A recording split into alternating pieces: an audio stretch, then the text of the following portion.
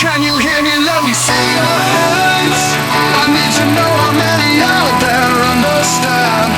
This place we're living is a dangerous land. I don't wanna see you caught unprepared. So come along and listen to me. I'll give you what you need to survive. We'll take a ride through the wilderness. South of the UK. Can you hear me?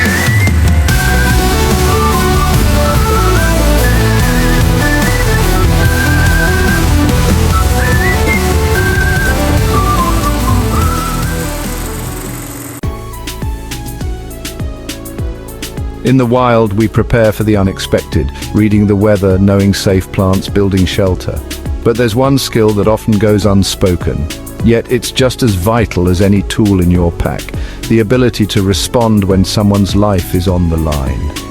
Whether you're a seasoned adventurer or a weekend explorer, the wilderness demands more than just physical endurance. It calls for mental readiness and practical know-how.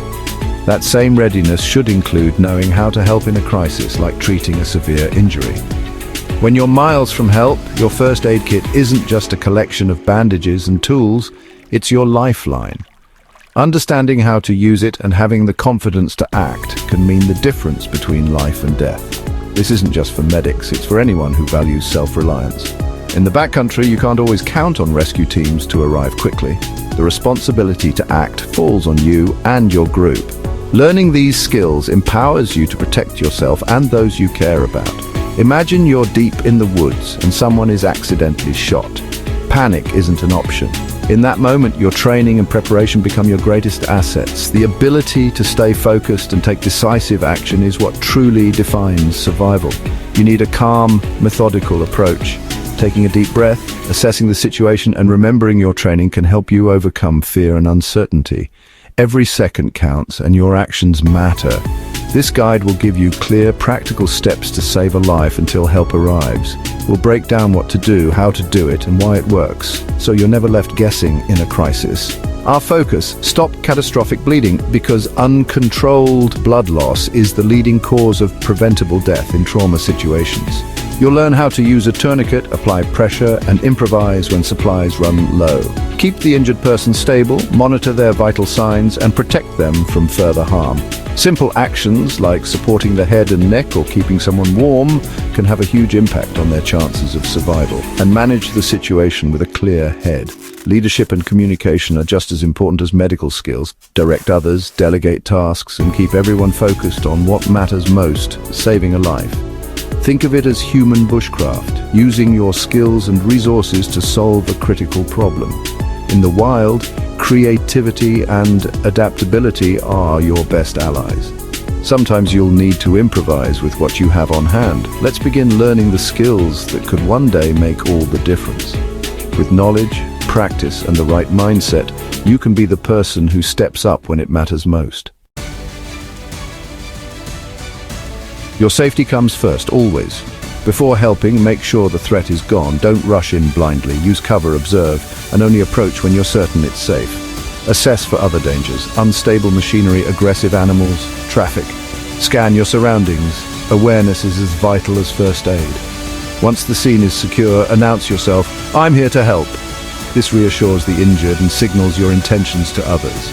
Your calm presence sets the tone for the rescue. Remember, you're no help if you become a casualty. Safety is the foundation of every successful rescue. Before you rush in to help, always pause and make sure the scene is safe for both you and the injured person. Look for any ongoing dangers, such as traffic, fire, or aggressive individuals that could put you at risk. Only approach when you're certain it's safe to do so. Once you're sure the area is secure, check the injured person's consciousness by gently tapping their shoulder and speaking to them. Try to get a response. Ask if they can hear you or if they can open their eyes. Carefully observe: are they awake? Are they breathing normally? Do they respond to your voice or touch? These are critical signs that help you determine the next steps. If the person is conscious, try to keep them calm. Ask what happened, where they feel pain, and if they have any medical conditions or allergies. This information is vital for emergency responders. If they're unconscious, immediately open their airway by tilting their head back and lifting their chin. Check for normal breathing. Look Listen and feel for breaths for at least 10 seconds. Call emergency services right away. Clearly state your exact location, the nature of the injury, and the number of people involved. The more precise you are, the faster help can arrive. Use your phone's GPS, nearby landmarks, or navigation apps to help emergency responders pinpoint your location, especially if you're in a remote or unfamiliar area. Keep your phone on speaker mode so you can use both hands and follow the operator's instructions without delay. Stay calm and listen carefully. They may guide you through life-saving steps. Continue to update the emergency operator about any changes in the injured person's condition, such as changes in breathing, consciousness, or new symptoms. While waiting for help, quickly but thoroughly check the person for all injuries. Remember, gunshot wounds can have both entry and exit points, so inspect both the front and back of the body. If necessary, carefully cut away clothing to expose wounds. This allows you to find and prioritize the most severe bleeding, which is crucial in gunshot injuries. Always treat the most dangerous wound first by applying firm direct pressure to control bleeding. Your quick actions can make a life-saving difference before professional help arrives. When you're faced with a severe bleeding emergency, your number one priority is to stop the bleeding as quickly as possible. Uncontrolled bleeding can lead to shock and even death within minutes, so your actions in these first moments are absolutely critical. Whether you're a trained responder or a bystander, your intervention can make all the difference. Start by applying firm, direct pressure to the wound using a sterile or hemostatic dressing if available. If you don't have a sterile dressing, use the cleanest cloth you can find. The goal is to press directly on the source of bleeding to slow or stop the blood flow. Use both hands and, if possible, lean your body weight into the wound. Don't be afraid to press harder than you think is necessary. Effective pressure is often more forceful than people expect.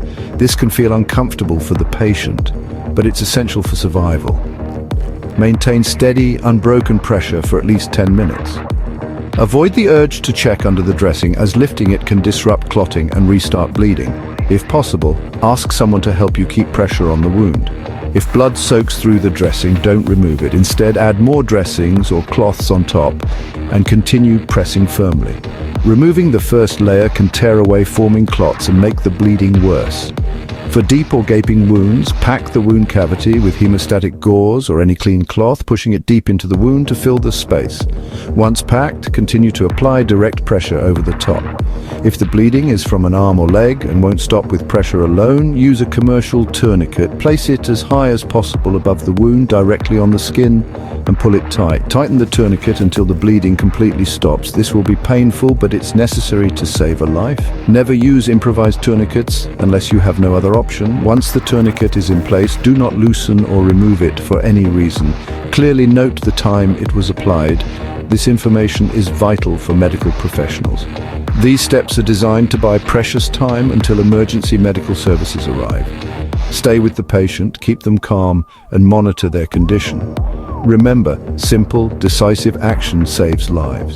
Stay focused, act methodically, and never underestimate the impact you can have in a crisis. The right gear makes all the difference. Always wear gloves. Nitrile is best, but improvise if needed. Trauma dressings and hemostatic gauze are essential for stopping severe bleeding. A commercial tourniquet is a must. Practice using it before you need it. Trauma shears let you quickly expose wounds without causing more harm. Know your equipment and how to use it under stress. Even basic tools, used well, can save a life. Preparation and practice are key. Build your kit and know it inside out. After bleeding is controlled, watch for shock. Pale, clammy skin, rapid pulse, shallow breathing. Lay the person flat, elevate their legs if possible, and safe. Keep them warm with blankets or coats, above and below. Even in warm weather, shock victims get cold fast.